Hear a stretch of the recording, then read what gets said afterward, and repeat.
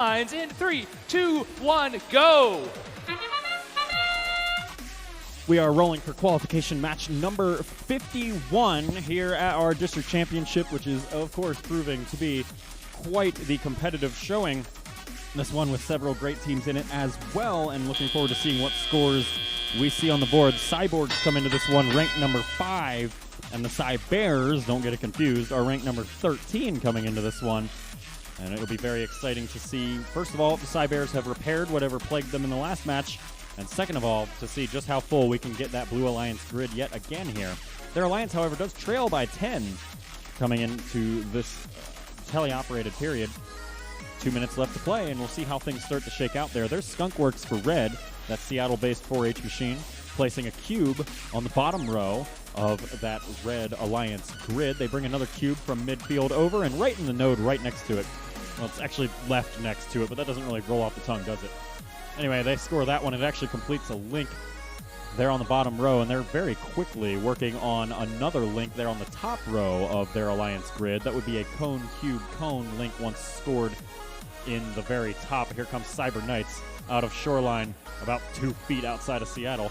They drop that cube on the top right node, and they'll pick up 5 points for the cube, and then another 5 for completing a link there on the wall.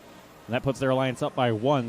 Excuse me, they were up by 1, then they were down by 1, and now it's kind of all over the place. Now they're back to up by 1. 87-86 is your live score currently. And we'll see how things shake out. Oh, Cyber Knights get all up underneath that Cybears machine, just bulldoze them out of the way, and Cybears are now back on their hind claws.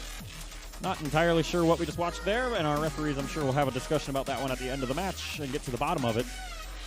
There's Skunkworks in the Red Alliance loading zone. That 1983 machine poised and ready for a cone to be delivered into the field, and they'll take it and run with it now. 30 seconds left to play. They got to find it a home over here on the Alliance grid. That Alliance grid has 4 completed links so far, and they're working on yet another one. There's the 5th one. It's good. They only needed 4 for their sustainability rank point, as did Blue, although Blue has not yet secured that. In comes the Cyborgs from Pullman. They smash into the charging station. It looks like they might have been thinking about bringing a cone over to complete that last link. Their Alliance partners will do it instead. That's Sodabots, and they both jump up onto the charge platform. Looks like we have a 2-bot endgame there on Blue. 20 points of 154 points to the Red Alliance's 150. Each Blue Alliance team will receive 4 rank points for the win and both bonus rank points. 2 of those Red Alliance teams, Skunkworks and Flaming Chickens,